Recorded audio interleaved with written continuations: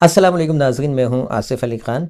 नाज़रीन, क्या आप ये जानते हैं कि बच्चों की जो मेंटल हेल्थ होती है यानी ज़हनी सेहत, इसका बहुत बड़ा ताल्लुक़ होता है उनके ग्रैटिट्यूड से, यानी शुक्रगुज़ार आपके बच्चे कितना है, ये असर डालता है उनकी ज़हनी सेहत के ऊपर। रिसर्चेस ये भी बताती हैं कि जो बच्चे शुक्रगुज़ार होते हैं वो 13% एकेडमिकली बेहतर होते हैं बनिस्बत उन बच्चों के जिनको शुक्रगुज़ारी नहीं सिखाई जाती।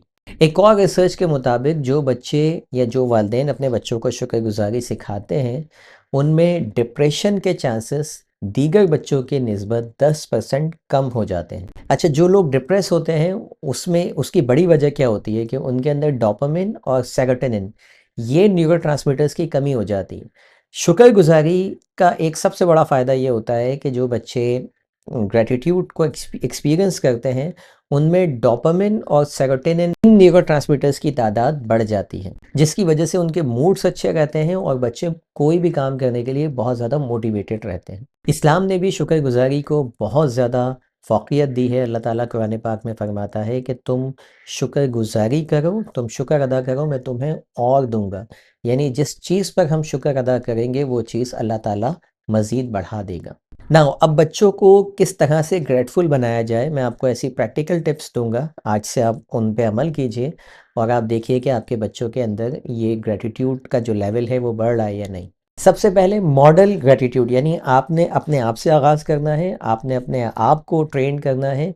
बच्चे आपको देखें कि आप शुक्रगुज़ार हैं। जब बच्चा आपका कोई काम करे तो आप कहें थैंक यू वेरी मच, आपका बहुत शुक्रिया।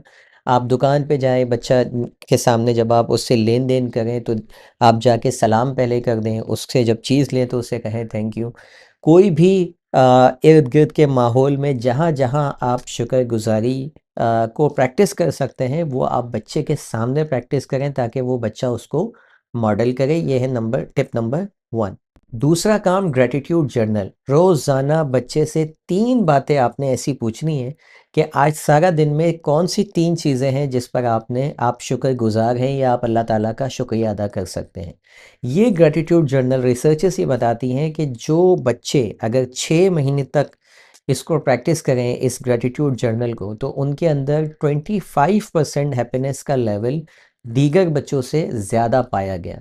तो डेली बेसिस पर आपने ये 3 सवाल आपने अपने बच्चों से लाज़मी पूछने हैं कि कौन-सी 3 ऐसी चीज़ें हैं जिसके ऊपर आप शुक्रगुज़ार हो सकते हैं। बेहतरीन टाइम होता है रात का, जब आप रात में बच्चों के साथ थोड़ा बहुत अच्छा टाइम गुज़ार रहे हों, स्टोरी टेलिंग कर रहे हों, उसी वक़्त किसी ग्रैटिट्यूड जर्नल बना लें, एक अलग से कॉपी बना लें, रजिस्टर बना लें, उसके ऊपर ये 3 काम आप उनसे रोज़ाना पूछें, तो सोते वक़्त वो शुक्रगुज़ार होके सोएँगे, इस कैफ़ियत के साथ सोएँगे, तो ऑटोमैटिकली उनका ब्रेन पॉज़िटिव रहेगा, वो ख़ुद भी पॉज़िटिव रहेंगे। तीसरा काम, स्टोरी टेलिंग। कहानियाँ सुनाएँ बच्चों की, ऐसे लोगों की जो शुक्रगुज़ारी किया करते थे, यानी मोरल स्टोरीज़ आपने सुनानी है। मिसाल के तौर पे एक बड़ी मशहूर कहानी है कि एक बच्चे के पास अच्छे शूज़ नहीं होते थे। तो वो बहुत जो है वो अफ़सुर्दा होता था कि मेरे पास अच्छे शूज़ नहीं हैं। उसके बाद एक जगह से वो गुज़रता है तो देखता है कि एक बच्चे के पैर ही नहीं हैं। तो फिर उसके वालिदैन को वो देख के शुक्रगुज़ारी करता है कि अल्लाह का लाख लाख शुक्र है कि मेरे पास शूज़ अच्छे नहीं हैं, इस बेचारे के पास तो पैर ही नहीं है।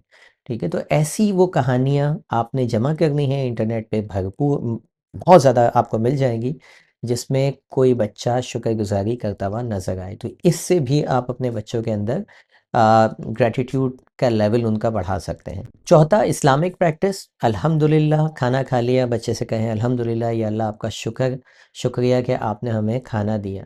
ठीक है, कहीं पे भी जाएँ, इस्लामिक प्रैक्टिस आपके मौजूद है, उसके ज़रिए आप अल्लाह रब्बुल इज़्ज़त का बार-बार दिन भर में बच्चों को शुक्रिया अदा करवा सकते हैं। कोई भी काम जो है वो आपका मुकम्मल होता है तो आप उस पे अल्हम्दुलिल्लाह कह सकते हैं, और अल्लाह रब्बुल इज़्ज़त का तो हम हर लम्हे शुक्र अदा कर सकते हैं, इतनी नेमतें उसने हमें दे रखी हैं। तो इससे क्या होता है कि अल्लाह से कनेक्शन भी बच्चे का मज़बूत हो जाता है, साथ-साथ वो शुक्रगुज़ारी की तरफ भी आ जाता है। एक एक्टिविटी बताता हूँ 5वें नंबर पे जो आपने करनी है, एक कहलाता है ग्रैटिट्यूड ट्री। उसमें क्या होता है कि एक बड़ी सी शीट ले लें, उस पे एक बड़ा सा ट्री बना लें।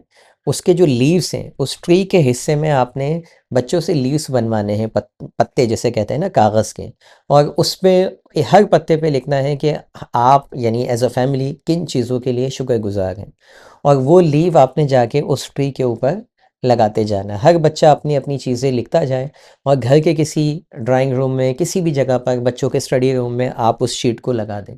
तो वो कहलाता है कि एक बहुत अच्छी एक्टिविटी होती है, लोग बहुत इन्जॉय करते हैं इसको बनाने में।